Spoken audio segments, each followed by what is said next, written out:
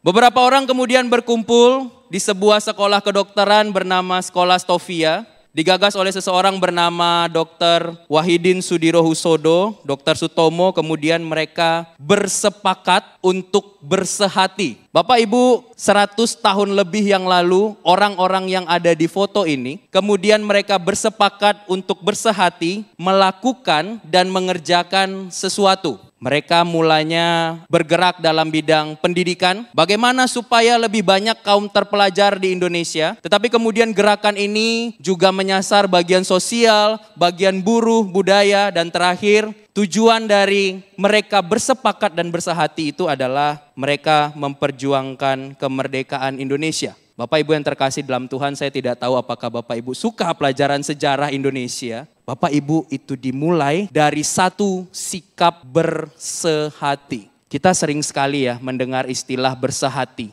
Ketika satu pelayanan akan dimulai, maka yang dilakukan terlebih dahulu apa?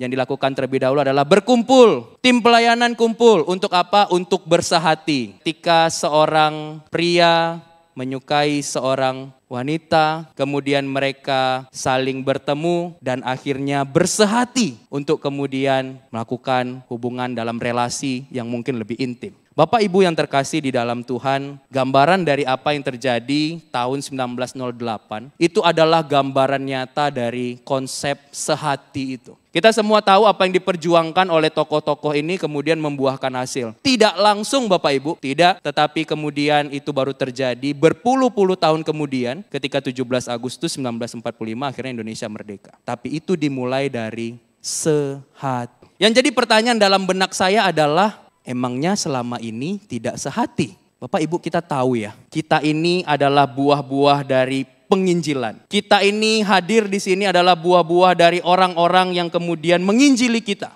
Kita tahu kita harus memberitakan Injil, tapi seringkali di dalam ketahuan kita yang banyak tentang pemberitaan Injil itu, kita lebih sering memilih untuk tidak memberitakannya karena alasan, saya ndak jago ngomong lah, itu tugasnya hamba Tuhan lah, di gereja sudah ada tim misi, sudah ada komisi MPI, mereka yang lakukan. Kita petugas apa? Kita petugas pantau-pantau Jo. Nah Bapak Ibu yang terkasih dalam Tuhan, itulah realita kekristenan masa kini. Banyak orang Kristen kemudian tidak lagi menjalankan perannya untuk memberitakan Injil. Padahal Paulus di dalam surat Roma mengatakan dengan jelas, seseorang yang sudah ditebus dan dibenarkan dalam Kristus itu punya 3 hutang. Salah satunya itu adalah hutang pemberitaan Injil. Nah pertanyaannya sekarang sebelum kita masuk ke dalam sehati memberitakan Injil itu, apakah kita sadar kita punya utang itu Bapak Ibu? Apakah kita tahu bahwa kita harus menjalankannya? Atau kita hanya kemudian sampai di titik menikmati saja, biarkan orang lain yang melakukan karena rasanya itu bukan tugas saya.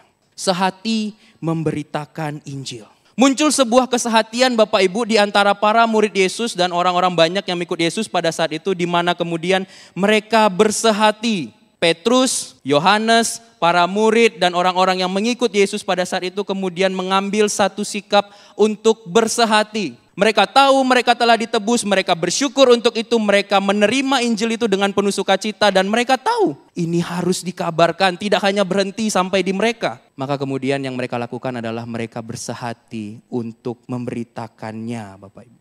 Dimulai dari berketetapan hati. Memberitakan Injil tidak akan pernah bisa kita lakukan, apalagi sehati bersama-sama mengerjakan pemberitaan Injil itu, kalau kita tidak punya ketetapan hati untuk melakukannya. Ketika kita akan melakukan sesuatu ya, saya mau berangkat ke Manado tadi sore, saya berketetapan hati dong, berangkat jam segini supaya enggak terlambat. Berangkatnya sama siapa, ditemani oleh siapa. Itu bagian dari berketetapan hati Bapak Ibu. Dan berketetapan hati itu berbicara tentang komitmen. Supaya apa? Apapun yang terjadi di depan sana, ketika saya berangkat dari Bitung ke Manado, mau tiba-tiba di jalan mobil mogok, mau tiba-tiba di jalan ada macet, mau tiba-tiba ada sesuatu di jalan, saya akan tetap jalan ke sana. Karena saya berketetapan hati untuk sampai di Manado. Nah berketetapan hati itu berbicara tentang komitmen dan itulah yang kemudian dimunculkan di dalam bagian firman Tuhan. Mereka tahu mereka sedang terancam Bapak Ibu, Saudara. Mereka sedang tidak dalam kondisi yang baik-baik saja. Tetapi kemudian di dalam kondisi yang tidak baik-baik saja itu, Injil Kristus itu, sukacita akan Injil dan sukacita akan pemberitaannya, mengalahkan itu semua, sehingga yang terjadi adalah mereka berketetapan hati untuk mengabarkan Injil. Bapak Ibu yang terkasih di dalam Tuhan, seharusnya ini menyentak kita. Ketika saya membaca ini, saya tersentak Bapak Ibu. Mengapa tersentak? Petrus dan seluruh jemaat mula-mula sama-sama sehati terus mengerjakan pemberitaan Injil itu. Mereka punya komitmen.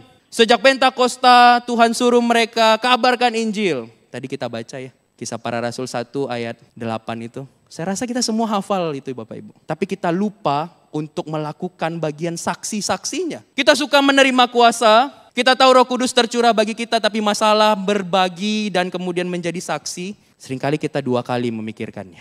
Dan di dalam bagian ini, Petrus dan jemaat mula-mula kemudian mengambil satu sikap. Komitmen, berketetapan hati, memberitakan Injil. Tapi ini sedang dalam kondisi yang tidak baik-baik saja. Gimana guys?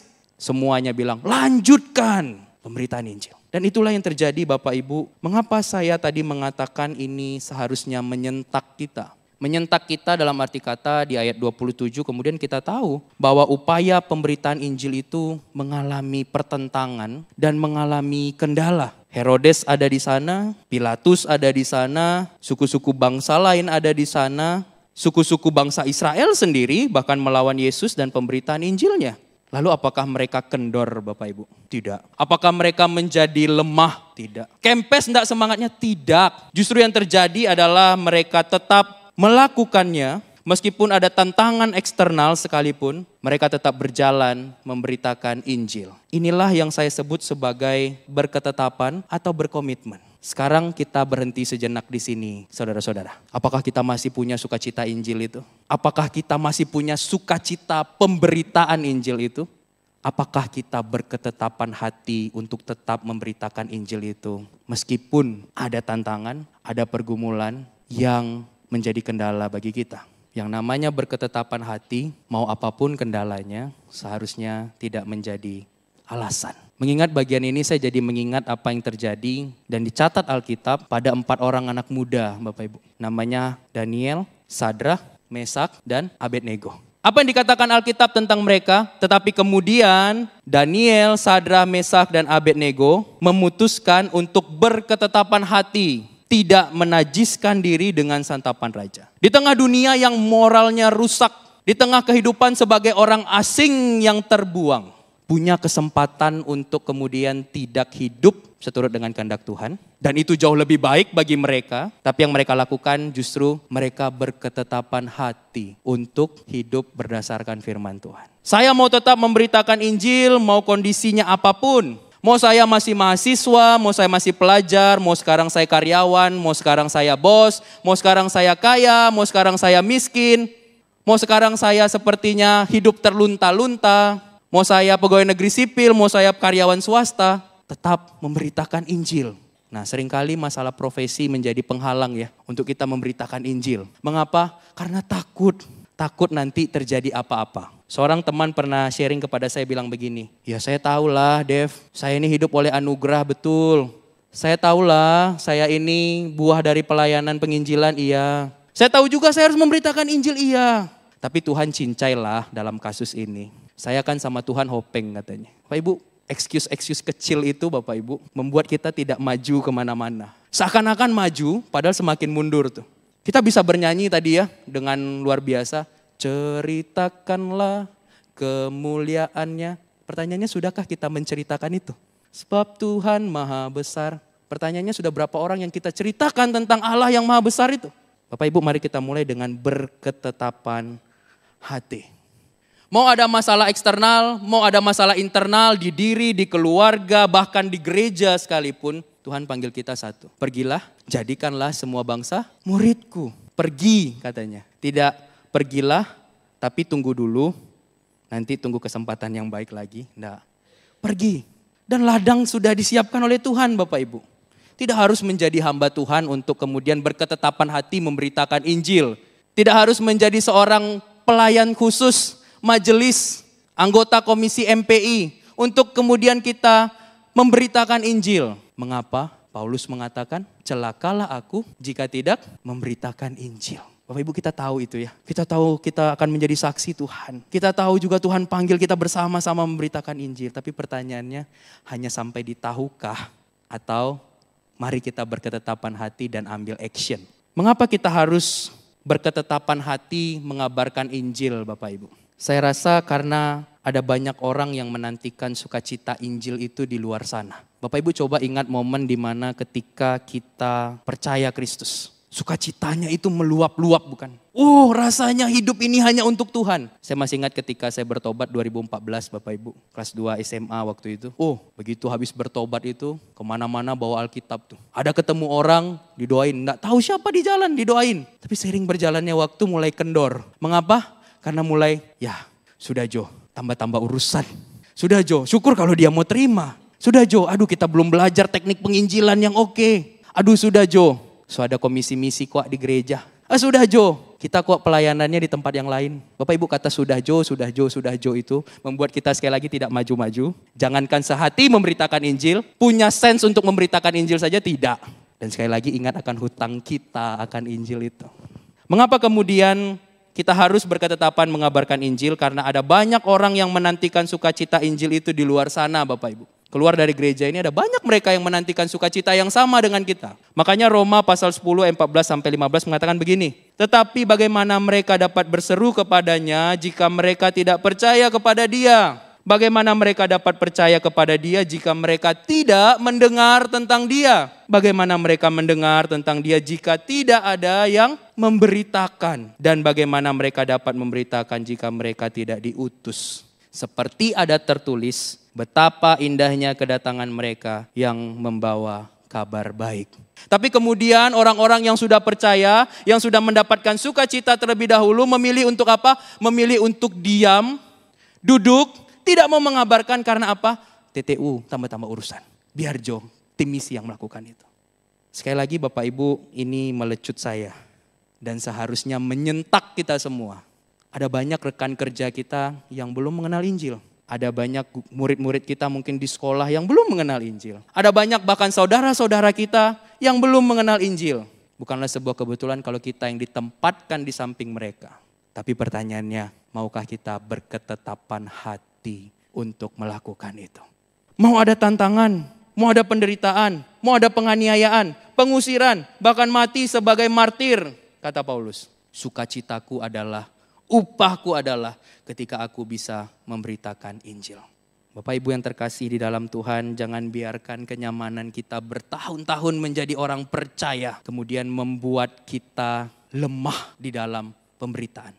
Kendor semangat itu. Karena tadi takut atau kemudian merasa bahwa itu bukan bagian saya. Semuanya dipanggil untuk memberitakan Injil. Kita menyadari bahwa ini bukanlah visi aku, tetapi visi kami. Nah, ini bagian sehatinya. Ini bukan visi yang Tuhan berikan hanya kepadaku, tetapi visi yang Tuhan berikan kepada kami. Kami itu siapa ya? Kami itu kita, gereja. Gemim Kristus Manado di tempat ini. Tadi ada GKM, Youth Fellowship, Komisi Remaja, Komisi Anak, semua komisi lansia.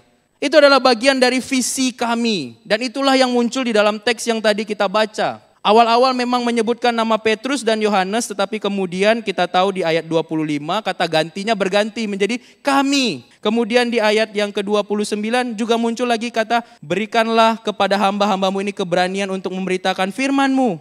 Mereka mengancam kami. Visi yang sepertinya hanya untuk satu orang, hanya untuk para murid yang 12, hanya untuk Petrus dan Yohanes, kemudian berubah menjadi satu visi yang akan dikerjakan bersama. Nah, inilah bagian dari kesehatian itu. Paulus pun di dalam surat-suratnya selalu mengatakan bukan, aku tidak bekerja sendiri.